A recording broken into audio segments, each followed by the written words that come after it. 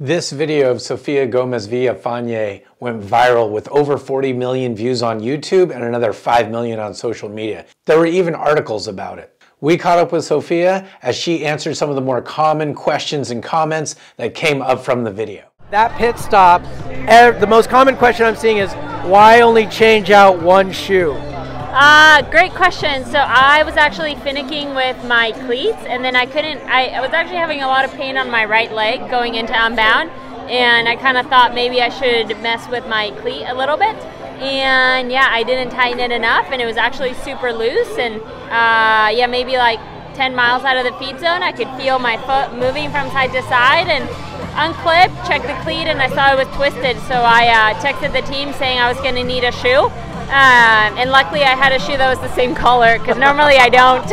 What was the ice sock that goes in the back of your neck? What was that for? Just body temp regulation, you know, like you just get so warm out there, and we really go 4 or 5 hours until we see our staff again. So I'm a big believer in keeping my core cool and trying to stay as cool as possible, because I run a lot better the cooler it is. So yeah, just making sure I kept cool. You kind of lifted up your jersey and all the nutrition packets came out. It was like pouring rain. What was some of the nutrition you were using at that pit stop?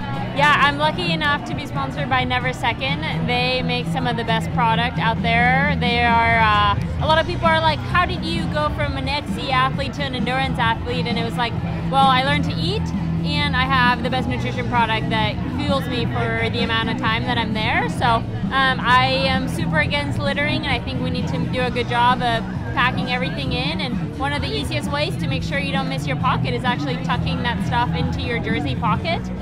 But you do have to remember to give it a kind of like a flip when you come through the feed zone to let it all pour out. But yes, you can tell I was eating a lot. And for people that don't know Unbound, you can litter there. You cannot litter anywhere else on the course. So a lot of people thought you were littering on purpose, but that's the only place you're allowed to litter. So she wasn't littering, everybody. She was just doing what she's supposed to be doing. And my staff knows that as well. They know that I plan to dump. You know, there's people that unzip their jerseys as soon as they get to their feed zone. I make sure to do it right in front of my people, so then I know that the people that are there for me are being responsible for my stuff. And that being said, I think one of the other things that everybody was asking, like, wow, Sofia had like 10 people working for her. Oh yeah, and, a big staff. Yeah, and that's not the case. I just happen to be the only specialized rider there at the moment. You know, Orange Seal was super kind in allowing us to use their power washer. So that was something I had texted the team. I was like, my bike needs to be power washed. It's too heavy. So they were like, hey, we're gonna pit out of Orange Seal. So thanks, John, for that.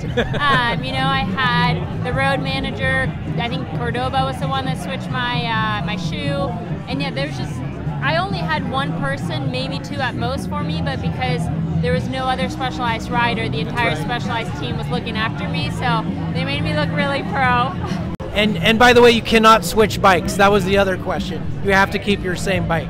Yeah, you can switch everything else, same frame. And yeah, normally the first year, so the year I did win Unbound, I think my longest pit stop was 20 seconds.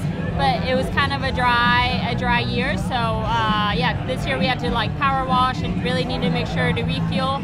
And there wasn't a big group that rolled out of the feed zone, so I was really just waiting for Caroline to set pace, and then as soon as she would see her rolling, then I would connect, because I didn't really care to go and ride by myself out of that feed zone. So we wasted a little bit of time there, but you know, it is what it is. All right, looking forward to 2024. Me too. The big question is, how will the pit stops affect this year's Unbound? Only time will tell. But until next time, this is Brian saying stay Veloworthy.